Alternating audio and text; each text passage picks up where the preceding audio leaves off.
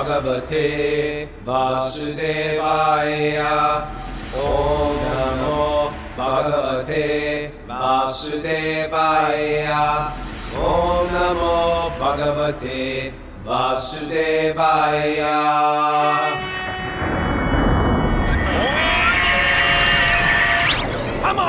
Live from Super Soul Farm, this is Wisdom of the Sages, a daily yoga podcast with your host, Raghunath, and co-host and senior educator at the Bhakti Center, Kaustubha Das. Welcome to our show.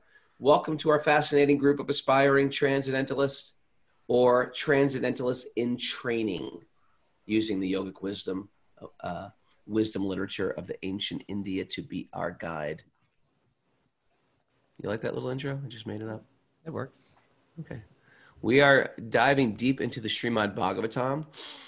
And before we go on today, I got a very interesting letter I got to read to you from, he's like an old student of mine. Okay. We've been golf bashing lately, and it hasn't been planned. Papa Tony went golfing the other day, and he was doing it. I didn't mean to golf shame, but I think that's how it came out. But here's what Rich Mancuso has. Are we in trouble? Yeah, he said, yeah, you're in trouble for this one, Kaustubha. Right. Gentlemen, I've heard enough. Yes, I am another golfer. Another golfer. Golf, like riding a bike, which I do, like sitting under a tree, like you do, depends on how one applies their own consciousness to that act. Golf is a great way. Are you buying that? First, let's just stop right. Are you buying this, Raghu, or are you? I like it. I like where he's going with this whole thing. All right. It's not sinful. It's not like golfing is not sinful unless. No. Anyway, let's hear him out here. Okay. Golf, like riding a bike, yoga, or sitting under a tree, depends on how one applies their own consciousness to that act. Okay. Golf is a great way to attune to your life. It can be used as a way of training your mind. This might sound silly, or maybe it's just the way I'm doing it these days. For many years, I used it as an escape from my life's anxieties. I didn't know it at the time, but that's clearly what I was doing. I would get up early and drive up to an hour and a half at a time, basically spend the whole day, then do it again the next day. But as I became a dad, the greatest of all training grounds for those of us who unknowingly think the world revolves around us, right? Mm-hmm. I felt the pullback of my children when I was spending hours away. Oh, I get this one. I get it, Rich. Eventually, I would only play a handful of times a year instead of being heavily involved in my kid activities. Instead, he'd be more in kid activities. But now they're older and their activities are with their peers. Makes sense. As time moves on, we all have to. So maybe this is he's taking sannyas here and playing golf more. So in the past few years, I've gone back to golfing, but in a different way. Okay. Oh, here we go. It's even more. I was pretty good before helping his mind, but now it's getting even deeper. So I try to bring as much awareness and appreciation to the day as possible. I sometimes chant while walking to the fairway. I might say mantras as I get ready to swing the club. I check my emotions. I can be a bit of a hothead. So it's great to recognize when I'm unconscious and out of control. I like where this whole thing's going. Okay. It kind of makes me laugh at myself, how ridiculous it all is. A grown man hitting a little white ball, trying to get in a small hole hundreds of yards away. It is quite ridiculous. But how making our argument for us. That's our argument. But how different it is from how different it is from a bike ride or laying down under a tree. If you ride to escape or run to the tree to avoid. Right. In other words, if it's just an escape, then is it different? Right. Is it so different than other? Yeah, there you go. Isn't it at all the same bucket of avoiding your life? It's a lot cheaper. Isn't it all in the same bucket of avoiding your life? Don't blame the game, blame the player. I thought it was the other way around. Don't blame the player, blame the game, but okay. Rich is good. Right, this is good. This is great. Thanks for the show. It's great what you're doing in bringing a spiritual message to the masses in a very accessible way. Okay. Thank you, Rich. I apologize, Rich. Rich, I stand corrected. Please leave this anonymous. Whoops, just kidding. Oh. I didn't read that. Let he who has not sinned cast the first stone, as they say. Hit the first, yeah, drive tee the first ball, drive the first. Thank you. It's a good point, Rich. It's a great point. Well taken. Yeah, ultimately it's our consciousness that's important. Not just the conscious, and we can bring that everywhere. And I got also a good letter, which I don't know if I can just mention it today. Another guy wrote about doing jujitsu, which that he says that he recognizes that I do jujitsu as well. And he says, as I'm getting deeper in my bhakti, like, am I going to have to give up jujitsu? And I found in my own life that you don't have to give up anything for the most part in bhakti. For the most part, you don't have to give up anything unless it's driven by your ego. And then even things that are relatively healthy, you may just want to give up because it's not helping, it's not helping you become who we want to be. But oftentimes we don't have to give up. Matter of fact, I found jiu-jitsu incredibly meditative, thoughtful. I always spoke to people about spiritual life. You can bring spiritual life into any sphere. You don't have to start cutting everything out of your life. There's certain things that would really, if you're a butcher, I'd sort of rethink your career profession. If you were, what else? You don't have to go down a list. Can I name every like grotesquely problematic career? But do you remember that story about Jayadvaita Swami? I told you once. No. But for those that don't know who Jayadvaita Swami is, he's like he's one sharp cookie. He's a sannyasi, he's a renunciate, walks around in orange robes for a long He's been a renunciate since he was like, what, 17 or 19? Yeah, and that was like 1966, right? Yeah. So, and he's got an incredibly sharp intellect, and he's like a Bhakti-yogi, but he's got that strong Gyanic edge to him. So he speaks the truth bluntly. He kind of shakes people out of there. And right. He's just got a certain style about him too, right? Just the way that he moves around in his way. He's like a special person. But once he was walking down the sidewalk in New York City, and a police car rolled up next to him. And from out the window, the cop said to him, "You Hare Krishnas, what do you have to give up to become a Hare Krishna?" And you know what his answer was, Raghu? No. He looked at him and he said, "Suffering." That was a good answer. You got to give up suffering. Isn't that funny? Yeah. We tend to think that indulgence gives us joy. We're actually giving up suffering. Give up the sources of suffering. Right? The sources of suffering and the suffering that's also mental. I'm going to give that up too. Yeah, I like to think of what are we adding to our life. Pleasure. So, yes.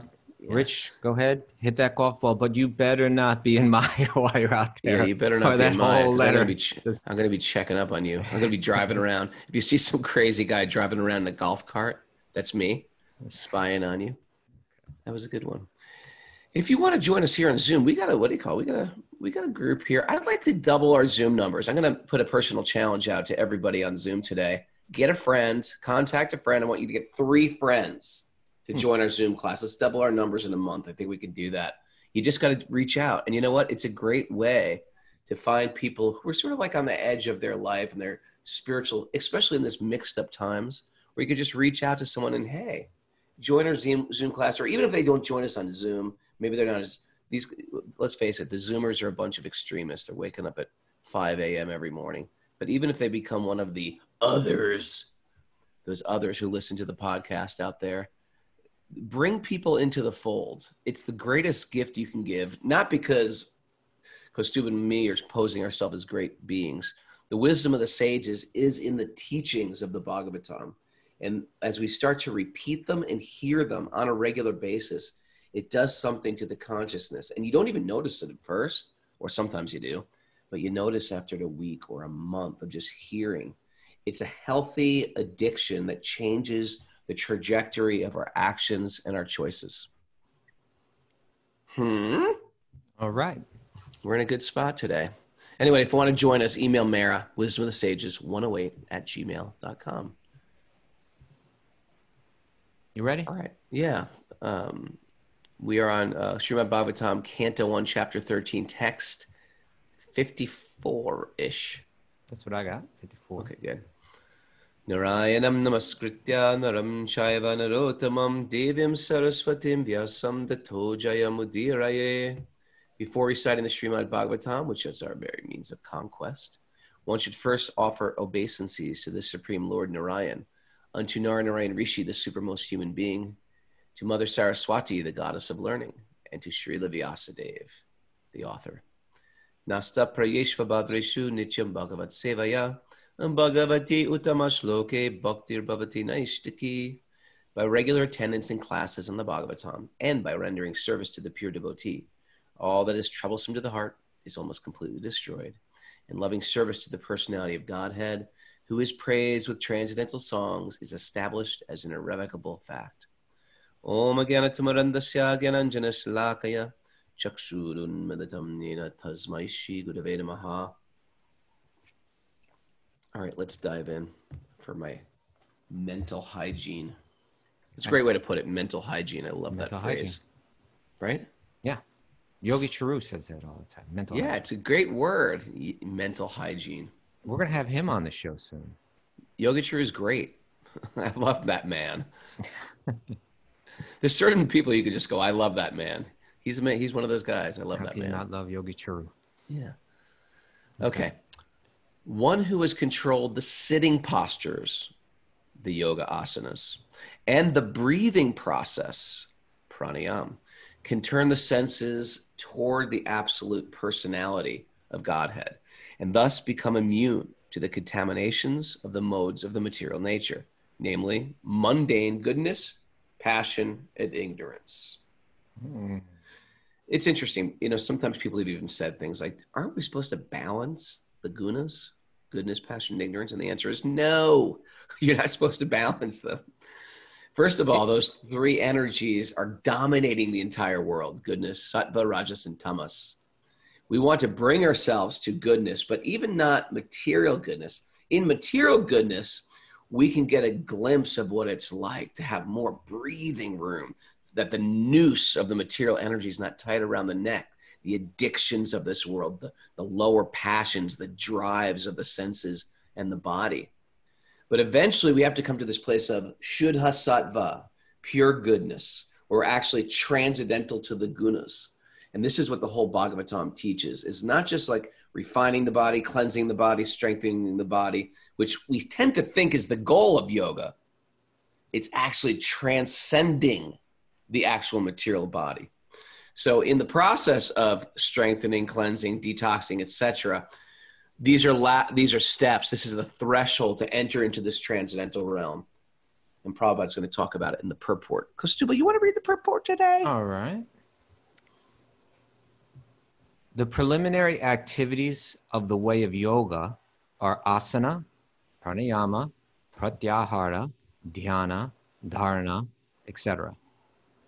So these are all, it's a list of, when we say Ashtanga yoga, it means 8 limbs, and these are among those 8. The Ashtangas. Ashtangas, 8 limbs. Maharaj Dhritarashtra. So now Dhritarashtra, the old king, the blind king, has gone out there into the forest. Maharaj Dhritarashtra was to attain success in those preliminary actions. So those actions are all leading to something, because he was seated in a sanctified place, and this is important, and was concentrating upon one objective. Yoga means focusing on one objective, getting the mind focused on one point, namely the Supreme Personality of Godhead, Hari. Thus, all his senses were being engaged in the service of the Lord. This process directly helps the devotee to get freedom from the contaminations of the 3 material modes of nature.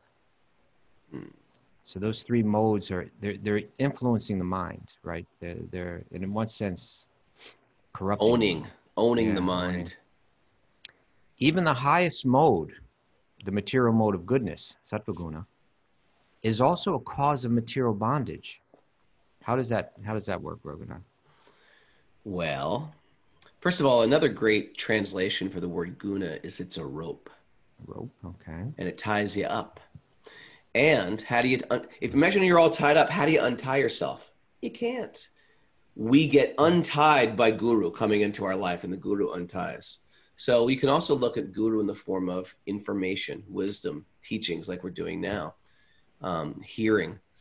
So sattva binds us. It's obvious how rajas and tamas bind us, but sattva binds us because, I mean, think about it. If you've ever had someone in your life that is very punctual, very clean, very regulated, very organized, everything's in place, very easily they can think like, look at these people. What are they doing? Their house is a mess. Their life is a mess. You know, there's no planning for the future. Look the way they keep their lawn. I'm speaking like a homeowner now. Look at the way they keep their lawn or their property. Look at the way they, you know, they don't have their finances in order. Look at the way they dress. He's unshoveled, right? So with goodness can also come arrogance. And it's that arrogance that keeps us embodied, the I'm rightness, right? Did you ever meet someone who's right, but they're just a jerk? It's also part of being, it's also part of being right also. So we don't want to be bound by sattva as well. Ultimately, we realize that sattva is also one of the ropes. We have to become transcendental to sattva as well. And it's called shuddha sattva, or a pure goodness. Especially sattva guna, it conditions one towards happiness and contentment. And one can just get lost in that, right? I missed that. That's a great one, because once you have all your ducks in a row so good, you think, well, what do you mean life is painful? Life is great. We've created a bubble of sattva where we think life is actually great. And it keeps us from really examining life in the biggest picture, which is it's a planet of disease. It's a planet of, I mean, just study the history of the world. It's just like, oh, there's like, let's not get into it today. That was the other day where I just started going into like capturing people, slaughtering. We're not going there. In the 14th chapter of the Bhagavad Gita, it's all about the gunas. It's all about the three modes of material nature. And it says material nature consists of three modes: goodness, passion, and ignorance. When the eternal living entity comes into contact with nature, with the material energy, he becomes conditioned by these modes. And so goodness conditions one towards happiness and contentment, right? Oh, I got great. You know, I don't need any of these fancy things. I'm content with myself. But then you kind of lose. It's kind of like being in jail and kind of like, oh, well, this cell is kind of nice, actually. You know? It's with golden bars. Golden bars. And a nice bed in your jail. So, you know, the 14th chapter is so powerful in the Bhagavad Gita that even if you have a friend that's not a spiritual friend, or even if you're not such a spiritual person, the Bhagavad Gita 14th chapter teaches you from a material platform how to just be happy. And it's safe to say everybody's looking for happiness. And it actually sort of like almost takes the God factor out of it and lets you just dive into, how can I manipulate the gunas so I can be happy in this world? Right. And then when you add the God factor, the spiritual factor of it, then it actually teaches you transcendence. All right. Well, that's what's going to happen here at You should give a class on the 14th chapter, Kaustubha. You know, I give a class for Prema Yoga just the other night on the three modes of material nature.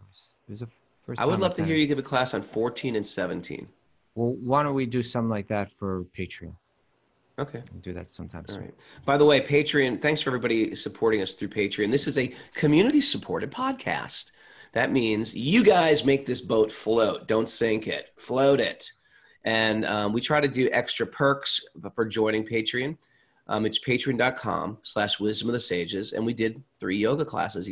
Yesterday, Kumi, one of the Californians, she did a 6 p.m. class. She's going to do that every weekend for the next few weeks.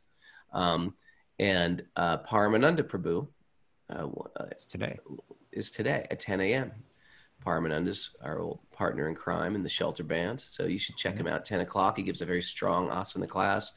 And Bobby Marchand led a great class on Tuesday. So we're going to have classes Tuesday, Wednesday, and Thursday this month, and then we're going to reevaluate our system and see how it's going. And then Friday, Divya Alter from Divya's Kitchen, the Ayurvedic master chef, is giving a class on Ayurvedic cooking for dummies.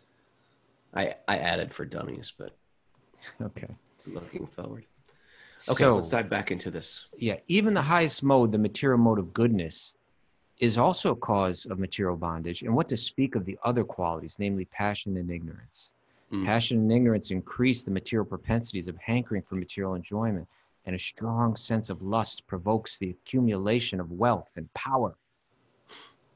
One who has conquered these two base mentalities and has raised himself to the platform of goodness, which is full of knowledge and morality, cannot also control the senses, namely the eyes, the tongue, the nose, the ear, and touch. So you got to get. I can't control my nose whatsoever. I just want to share that. Right. What a minute. The others are I'm no smelling everything. So yeah, until we rise above, until the mode of goodness, and this is why the mode of goodness, sattva guna, is not the goal, but it's like a what's the word I'm looking for? A goal that you have to achieve first in pursuit of still a higher goal, right? Okay. But one who has surrendered himself unto the lotus feet of Lord Hari, as above mentioned, can transcend all influences of the modes of material nature and be fixed in the service of the Lord. The Bhakti-yoga process, therefore, directly applies the senses to the loving service of the Lord. Directly. Is you're not going to go through an indirect route where, first of all, you go through 8 different stages of yogic limbs, and then you focus your mind on God. You start to focus your mind and your senses on God right from the beginning. Right? This prohibits the performer from engaging in material activities. Rather than engaging in material activities, I'll engage in spiritual activities. This process of turning the senses from material attachment to the loving transcendental service of the Lord is called, now this is interesting, Prabhupada's going to take this term, this Ashtanga yogic term, and show how the same principle applies in Bhakti Yoga. He says, this process of turning the senses from material attachment to the loving transcendental service of the Lord is called pratyahara. That is a great definition. Yeah. Because I'm going to read that again, please. This process of turning the senses from material attachment to the loving transcendental service of the Lord is called pratyahara. So generally when you think of pratyahara, people think of it as like you're sitting very still and you've gone through a long process of pranayama, preliminary to it, and now you're withdrawing the senses, you're sitting still and you're going within. And what Prabhupada is saying is the important thing is that you're not controlled by your senses. And one way to do that is to engage your senses in serving God. And if you do that, that's pratyahara. Right? So he says, and the very process is called pranayama, ultimately ending in samadhi, or absorption in pleasing the Supreme Lord Hari, by all means. That was a great purport. So if you read the Yoga Sutras, which are the book, that kind of fundamental book about Ashtanga Yoga. And the Yoga Sutras chronologically came when? Oh, well, people, who can you trust to understand that, but they're thousands of years old, many centuries old, many centuries old. I thought they were 1,200 years old. You thought they were what? 1,200 years old. Am I off? I would imagine they're much older than that. I mean, I know Ramanuja wrote a commentary on them, or at least he wrote about them and spoke about them 1,000 years ago, but I'd imagine they're, I think they go back over 2,000 years, but I'm not sure. Okay. But the very last sutra, 434, says ultimate liberation is when the gunas, 3 modes of material nature, devoid of any purpose for the purusha, for the soul, return to their original latent state. In other words, when the power of consciousness is situated in one's own essential nature. Okay, so the Yoga Sutras started, first they said now is the time to practice yoga. And then they said yoga is when the fluctuations of the mind have been stilled. And then this is valuable stuff, yoga teachers. Take notes for this. This is good. This is the teacher training stuff going on.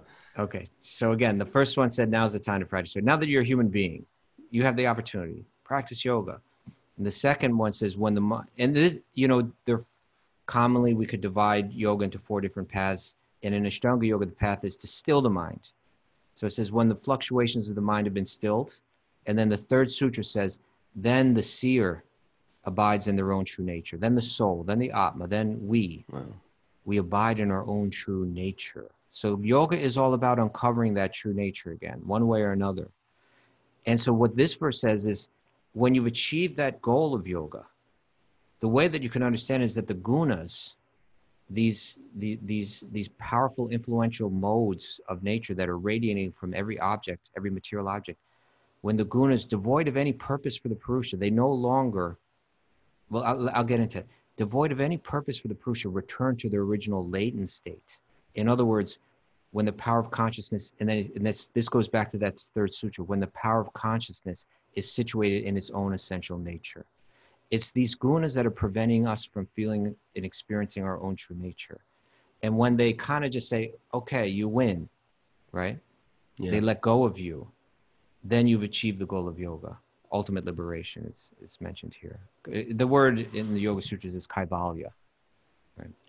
That was beautiful. You know, I feel like it's my duty to, we get so many new people a day who really don't have any perspective of what they're even getting into.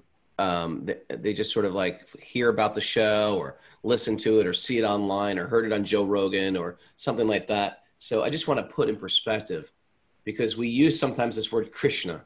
We use this word sometimes Paramatma. We use this word sometimes God, or sometimes we use the word higher power. Like, what are you talking about? The teachings of ancient India are very inclusive, meaning we're recognizing that there is a divine source, a higher power, whatever name you want to give it, that is universal. But why Kaustubha and myself are loving the vantage point of the Vedic paradigm is that no matter, you ever have, Kaustubha, ever have in high school back in the days when things were printed, you have a pocket dictionary that you keep in your back pocket and you look up a word? No. You never had one of those? Absolutely not. Come on, you didn't carry a pocket dictionary? All the time. What? Anyway, there's a pocket dictionary, and then there's the unabridged, like at the library, you go and they have this massive dictionary with thousands of rice paper thin pages. So they're both dictionaries. It's not like one is not a dictionary. They're both useful. But if you look up the word love in a pocket dictionary, it might give you 10 definitions. If you look up the word love in one of those unabridged dictionaries, it will give you thousands of like nuanced versions of the word love. So hold it just 1 second. So here's 17-year-old Raghunath walking around with a pocket dictionary in his back pocket, holding the books in my arms like this. Fascinated. I carried him. Fascinated that there's so many definitions of love. This is what you're... That was high school. And that's why I got beat up on a regular basis. Okay. So abridged and unabridged. My point is they're both dictionaries. One's not a dictionary. They're both dictionaries, but one gives you so much detailed information. So I think it's safe to say, because I'm going to speak for you if you don't mind, that all right. Our passion for the teachings of the Vedas was not because like now we found a new exclusive club. It's better than all the other clubs. We found like there's truth here, but it's answering in great detail some of the other questions that we felt were never answered. We're talking about a spiritual path. I said, well, what is spirit? Is spirit personal or impersonal? What is reincarnation? What is the soul? Where does the soul go, after death? What does that have to do with heavens and hells? Are those real things? Are those figurative things? What is metaphysics? What is mysticism? Who is Christ in relationship to this stuff? Or the Buddha? How does it fit in? Or are they opposed to each other? We find that the Vedic paradigm is the thread that ties all the jewels from so many different cultures. It ties them all together, creating a very inclusive, a very wide gate understanding of spirituality. And so you will hear us throw out words like Lord Hari, and you might be like, what?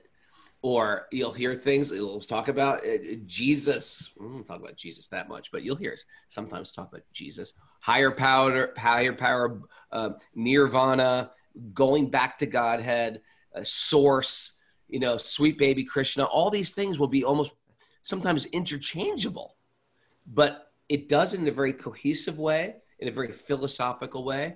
And I think if you're a searcher, part of having your deep questions answered, you get some points for that. So I felt like I needed to say that if you're joining late. Yeah, you know, the thing is, you can take a course or something like that, and it's going to be hard to put it all together. But if you tune in every day, then gradually these, you know, you kind of get the lay of the land, I think, right? Yeah, and people say, you know, it sort of makes a little sense. What should I do next? My answer would be tune in regularly. It'll start making more and more and more sense. And what'll happen is that, because this happened to me, the teachings of the Gita, the teachings of the Bhagavatam will start to stay in your mind. And even if you don't quite get it or believe all this stuff, that's okay. It'll be a sounding board for you to throw up any of your other philosophies that the world is throwing at you. And then you'll just weigh them up. Okay, how does this work? How does this weigh out with that? And I think it's safe to say that there is no higher philosophy than love. To see everybody as a pure spiritual being, extended beyond our genders, extended beyond our race, extended beyond our species, right? And like, we're not even into humanism. We're into everything is spirit, even the earth itself. Humanism is a limit because it limits us to a body. Even the trees, it's actually incredible philosophy tying all this stuff together. And our job is not to convert everybody or even convert ourselves. It's actually to just remember what we've forgotten due to illusion. Drop the mic. So let's just look at this verse again quick, because I think there's more we can say about the gunas, right? While we're on the topic. May as well make this Gunas Day, right? It's Gunas Day. Good morning. So it says again, one who has controlled the sitting postures, the yoga asanas, this, which is going to give you a clue about what the yoga asanas are meant for, right? Which is important. Yeah. They're meant to get you to a place where you can begin to like counteract the influence of the gunas in your mind. So one who's controlled the sitting postures, the yogic asanas, and the breathing process can turn the senses towards the absolute personality of Godhead. You'll be able to focus your meditation, right? That's what asanas and pranayama are meant to. They're meant to help you get to that point where you can focus your meditation. And by doing so, you can turn away or free yourself from the influence of the gunas and connect with God. So in the 7th chapter of the Bhagavad Gita, Krishna says, you know the verse I'm thinking of, Raghu? Hot seat. Give me a hint.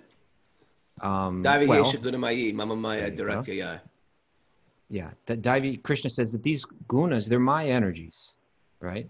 Mama Maya Dharatya, they're my energies. Mamevaye Prapadyante, Mayametang Tarantate, that they're very difficult to overcome, but that one who connects with me can easily cross beyond them. Right? So let's talk about what the gunas are. That the idea is that if you take all the energy that's in this world that we're walking through, you could divide it into two.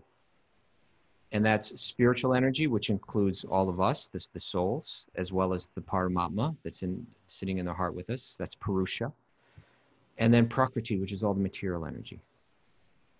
And if you take the material energy and you divide it into three, there's three general modes of how the material energy functions or influences. And that's in Sattva, Rajas, and Tamas. And each one of these has its influence. When we come into contact with it, it has its influence on our mind. So they each condition in a different way. And if you go to the 14th chapter of Bhagavad Gita, It just gives, you know, very practical, 1, 2, 3, 1, 2, 3, keeps listing how they work. When it speaks of the mode of goodness, sattva guna, it says, this is in text 14.6, it frees one from all malady. It's illuminating. It conditions one to a sense of happiness and knowledge. Okay? It's amazing. Huh? Yeah, if you hang out in the right places, and you know, and you hang out with the right people, and you listen to the right music, and you eat the right foods, it's going to suddenly it's going to become easier to learn and to understand something deeply, and you're going to start to feel content, and your mind becomes illuminated and clear. And then in 14.7, it says the mode of passion, rajagun, it's all about desires and longings. It's the opposite of contentment. It's, I don't have what I need, and I need to work to get it. It says it conditions one to feel the need to work for material results.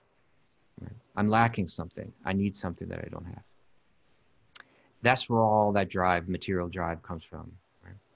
And then in 14.8, it speaks of the mode of ignorance as the delusion of all living entities. It conditions one by a sense of madness, laziness, and sleep. Right? So these, you know, the idea is that every object, and when I say object, we have to expand our understanding of that to include not just like physical things, but like times of the day, you know, times of periods of our life, colors, you know, all the food that we eat, all the music that we hear, all the sounds that we hear, all the people that we associate with, all the places that we go, literature that we read, they're they're blended, just like three primary colors blend to make, you know, unlimited, you know, shades. So these three modes, they blend in every object, but one of them will predominate that object. And then that object will radiate one of these three influences. So if you're going to eat food, it's either going to be radiating the influence of sattva, rajas, or tamas. If you listen to music, it's going to be radiating one of those influences. And that's why, you know, it was interesting when I was giving that class the other night. There are some really great questions. I love prema yoga people and all, you know, it's always a great crowd there. And one person asked, you know, I forget the exact question, but it led to the implication that, is a yogi supposed to be so judgmental? This is good, this is passion, this is, and I said, yes, actually, right? The yogi is meant to have clear discrimination because we're going to need it. Otherwise, we're going to fall victim. We're going to be controlled by these different modes. Discrimination, so, we mean discernment. Discernment, yeah. Discernment. I mean, if sometimes discrimination sounds like we're right. Yeah, you know, but we should understand what it means. That I can clearly understand the influence that this is having on me. If I'm listening to this music, I get and as I gave the example of, once I saw an interview with Placido Domingo, the opera singer. Uh-huh. Yeah, and reading those opera fanzines again. It was 60 Minutes actually. It was like Been watching 60 Minutes. Is 60 Minutes sattvic or rajasic? I don't know. I guess it depends what story it is. Okay. I suppose. Right. You know who was tamasic, kind of brilliant, but what was that guy that used to always do the end and he just complained? Andy Rooney, right? That was like tamasic. You know what about this? You know, right? Complaining like that. But so in any case, in this interview with Placido Domingo, he was asked. The question was something like, "What do you consider to be good music?" And he gave an answer that, you know, to me, it sounds like a very generous answer, you know, because he's a person that's obviously very trained in music and, you know, produces like very refined music. And you might expect an opera singer to say, you know, to give an answer that would be less generous than this. But what he said was, if someone likes it, it's good music. Right? If someone likes it, it's good music. Now, so on one hand, I think I can understand what he's saying, but then but a yogi might look at it in a different way, right? Like, right. What will be the criteria for what is good music? Music that uplifts me, music that frees me from the bondage of this world so I can achieve the goal of life, which is to uncover my true nature. If it's helping with that, then we could call it good. And if it's actually taking me further from that, well, then it's not so good. And so Megadeth, nuclear assault, anthrax, according to the opera singer, is good music. But according to that opera I'm singer, diving into 80s metal here. I saw 80s nuclear metal. assault one time. I saw nuclear assault many times. Did you? I was friends with them. Were you? I wasn't friends, but I was friends with the Cro-Mags, so they would take me along to their shows sometimes. And nuclear assault, one of them was opening for the other. I forget which one it was. Yeah.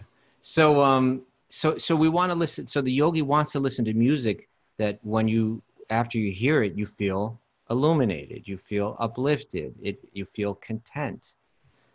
Because it's from that platform, from that subject platform, that you're going to be able to focus your mind and transcend, And so that's what Dhritarashtra is practicing out there in the forest right now. He's sitting there, he's controlling himself, and he's learning to focus his mind. All right, should we read the next one? Yeah, it's good stuff. This part with the Bhagavatam. He will have to suspend all 56. 55. You know what happens? You start talking, and then I just click to the next one, and then I'm already ahead. Here we go. Dhritarashtra. You know what Dhritarashtra means? He who holds the nation. Holds the nation. Yeah, the Rashtra is like the nation. Okay. Arvind, right? DTG. He holds. Back me up here. Back me up here. The holder of the nation. But yes. Dhritarashtra will have to amalgamate his pure identity with intelligence and then merge into the supreme being with knowledge of his qualitative oneness as a living entity with the supreme Brahman. There's another word for absolute truth, supreme Brahman. Being freed from the blocked sky, he will have to rise to the spiritual sky. Right, we got to read the commentary on Say this. What? Because it sounds a little different than the way we normally hear it in Bhagavatam. We don't usually normally hear it like that. Merging the sky, the qualitative oneness. Purport. The living being, by his desiring to lord it over the material world and declining to cooperate with the Supreme Lord, contacts the sum total of the material world, namely the Mahatattva. So that's what the material energy is called, the Mahatattva. The sum total of it all. Everything out there, that's called the Mahatattva. If you took all the material energy like a big batter, you could call it the Mahatattva. Yeah, everything. And from that Mahatattva, their false identity with the material world, intelligence, mind, and senses is developed. Okay, so like I say, it's batter, right? It's like you have all this material energy, and then it takes on certain forms. And one form that the material energy takes is the intelligence, and another is here mind, meaning the impulsive part of the mind, the manas, right? And then the senses are developed. So all the equipment that the soul needs to go into the virtual reality is being created by that energy. And it may not be a human. You may not be entering the video game of the virtual reality in a human vehicle. It might be an alligator vehicle. It could be It could be a maple tree vehicle. Could be a bug, a worm, a monarch butterfly. Come on. Could be any one of those things. Caterpillar, right? Caterpillar. Right? I mean, what does a monarch butterfly think of on a regular basis? I think food. Where's the food? Yeah, where's the food? Where is the beautiful female monarch butterfly? Oh, she's cute, but she's also cute. They're all cute. No, there's a moth. They hate moths. They're like racists against moths. Why are you projecting that? Because, I'm just thinking moths are probably considered low class in the butterfly species. Maybe not. Maybe they like them. I don't think they like them. I think there's always like there. Okay. All right. Let's keep going. And let's go on. All right. So by the yogic process, when his pure identity is realized in self-realization, one has to revert to the original position by amalgamating the 5 gross elements and the subtle elements, mind and intelligence, into the Mahatattva again. Okay, so Dhritarashtra's through this Ashtanga Yoga. He's trying to do Good this stuff here. Yeah, he's like, mechanically, I will amalgamate all my body and mind back into what they were, right? Elements, just elements. Let them release them, and they'll go back into those elements, and I'll become free of them. Whereas in Bhakti Yoga, it's just like kind of Krishna takes care of it for you. He's going through this kind of mechanical process of Ashtanga Yoga to do it. Very difficult. It's just like when I bring my car in, I say, it's making a noise, fix it. You got someone like Tom Essig, he's taking the whole car apart. He's going through the tubes, replacing tubes. I'm just like driving it in here. It's going ka-dunk, ka-dunk, ka-dunk, ka-dunk. Make it not go ka-dunk, ka-dunk, ka-dunk anymore. So Krishna, in Bhakti Yoga, we're just sort of like leaving it up to the higher source. I got issues, help me out here. You know, we're not going to try to like go through every detail of it. So Dhritarashtra is going through this very strict self-edification, thus getting freed from the clutches of the Mahatattva. He has to merge in the existence of the super soul. What does that mean? I don't know. I don't even know what that means. In other words, he has to realize that qualitatively he is non-different than the super soul.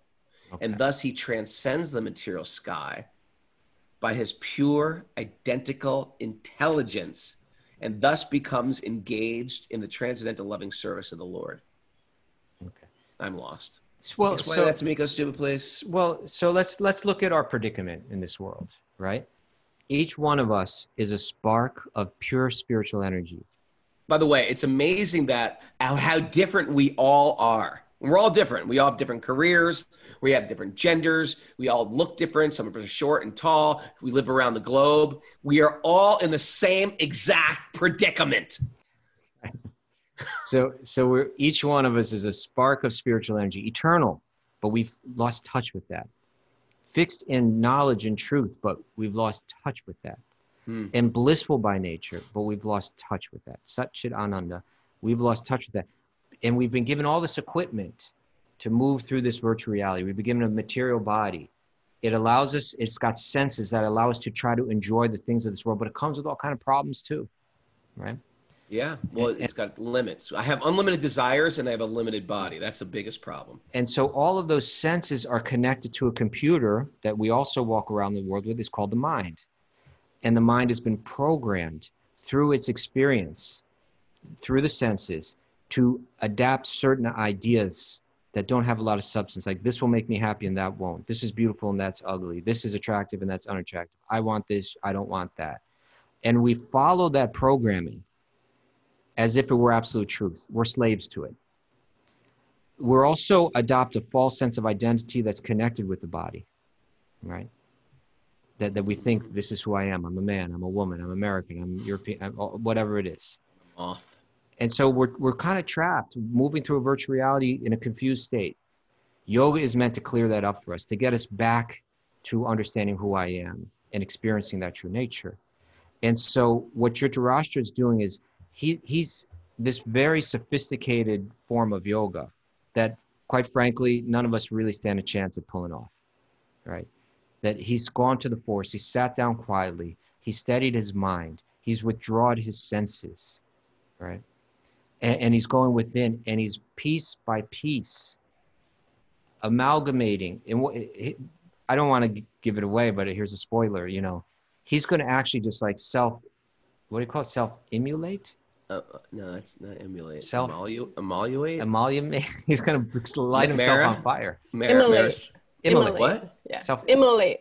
Self-immolate. Yeah. Is it that? Yes. Spontaneous human combustion. Spontaneous combustion. Google it. It's weird. It's real. It's all real. So he's gonna take all of the elements, not only the physical elements of the body, but the subtle elements of the mind and the ego and the intellect, and they're all going to go. And then he's not going to merge it. He's going to become one. But then there's nothing left but his spirit. And in that sense, he's one with God. There's nothing in between him and God anymore. And that's what's that term merge here is being used in that sense. Prabhupada is kind of trying to clarify here. I'm excited that we're going to get into the pages of spontaneous combustion. I knew you were just like waiting for. Well, you know, right? it's one of those things that we don't talk about, but it's real. We really don't People talk about can it do enough. it. They can light. We don't talk about it enough. People can actually light themselves on fire with their mind. Yeah. And if you don't believe me, Google that. What the crazy thing is, it's out there. It's real. You would read this and say, "Oh, here's the mythology." Obviously, no one can do that. Right. But actually, there's all kind of reports of people doing this. There's all kinds of reports. Their whole even unintentionally, right? Unintentionally. Yeah. When I hear things like that, I think it's like they must have had some ability in a previous life, and all of a sudden they're like at a diner, and they like light on fire, and there's like and when people go and check it out, whenever there's like a report of it, it's always like nothing else was burnt, and there's nothing left but a shoe. It's like the fire came from within their body. They might have done something or thought something and triggered it. Spontaneous human. It's one of those things they can't figure out. There's a lot of things like that in this world. We have to have the UFO class. I'm waiting for the UFO class, Kaustubha. Okay. I'm going to bring in some pros. We're going to blow everybody's mind. We can do that. Those will probably get our podcast some higher ratings, right? If we produce a UFO. Well, that's the thing about Vedic teachings. Not only does it tie in spiritual truths, it ties in all the conspiracy theories. It ties it all in together. Not all of them. Not all of them. Not all of them. Some of them it ties in. Okay. Okay, so let's finish up this program. This is the highest perfection of development of spiritual identity, which was attained by Dhritarashtra by the grace of Vidura and the Lord. Right? Vidura came as a representative and said, you got to go off to the forest and focus your mind on God in these last days. The Lord's mercy was bestowed upon him by his personal contact with Vidura. Mm-hmm. And when he was actually practicing the instructions of Vidura, the Lord helped him to attain the highest perfectional stage. A pure devotee of the Lord does not live on any planet of the material sky, nor does he feel any contact with material elements. Even when we're in this world, you're living in the virtual reality, but your mind is beyond. His so-called material body does not exist, being surcharged with the spiritual current. Second day in a row, Prabhupada used that term current, right? That current of spiritual energy. Yeah. Being surcharged with the spiritual current of the Lord's identical interest. And thus he is permanently freed from all contaminations of the sum total of the Mahatattva. You're living in this world, but because your mind and body are engaged in the right way, they're all spiritualized. He is always in the spiritual sky, which he attains by being transcendental to the sevenfold material coverings by the effect of his devotional service. The conditioned souls are within the coverings, whereas the liberated soul is far beyond the cover. All right, Raghunath. Prabhu, I've got an incredible, you use this virtual reality analogy all the time. Yeah. I have an incredible addition for this. If you like it, you can keep it. All right. Check this out. People get interested in the virtual reality and they become obsessed with like these video games. They try to climb their score higher and higher and higher. They scream if their ship blows up, or they get excited if they get to a next level. There's some people who play those games, they're just like, hey, it's time for dinner. Okay, whatever. And they walk away from it. Yeah. To the degree that I'm invested in the game, there's incredible amounts of suffering. If you're not that attached to the game, you're just playing the game, you just walk away. Not a big deal. That's our spiritual life. What do you think? You like that analogy? I love it. Use that? All right, I'm going to use that, Raghunath. Thanks for everybody for joining us. We did it again, another morning class, 5 a.m. We are here live. Join us live. Join us on the Zoom group. We're all telling our friends. We're opening up this circle wider, wider, wider, wider. Come on in. Right, Mara, Wisdom of the Sages 108. She's our celebrity chef on the show. You got to check out her new menu, Kaustubha. The Simon's Catering Evolve menu, we call it. It's the next level, Mara. Mara's chefing it up. We're going to call her Chef Mara. Change your name on the sign, Chef Mara. I think I got to get up there and visit you guys sometime soon. It's like things are opening up. Beautiful right now. Yesterday, bonfires. I found different colored salamanders. I'm going to post. It was an amphibious day yesterday. I was surrounded by amphibians yesterday. We had 10-foot fires. We were gardening. It was great. Jumping in Dwayne's pond. Fire, Raghu, careful with the Thanks fire. everybody for joining us. If you're listening on Apple Podcasts, or even if you're not, even if you've never listened to Apple Podcasts, get off the show, go to Apple Podcasts, give us a 5-star review. It keeps us in the podcast conversation out there. Also, we know Paramananda is giving class today at 10 a.m. A strong yoga class. Join that little Patreon party we got going on and unlock various goodies.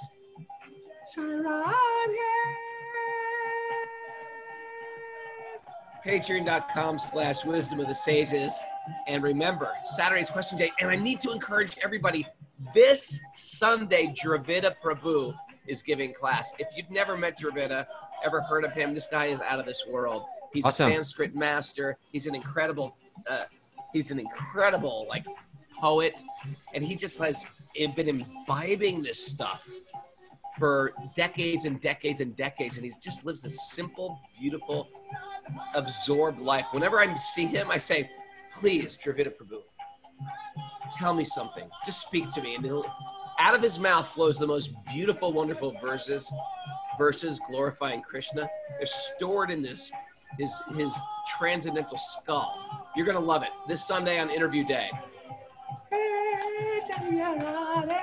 It makes me so happy. I want to clap my hands.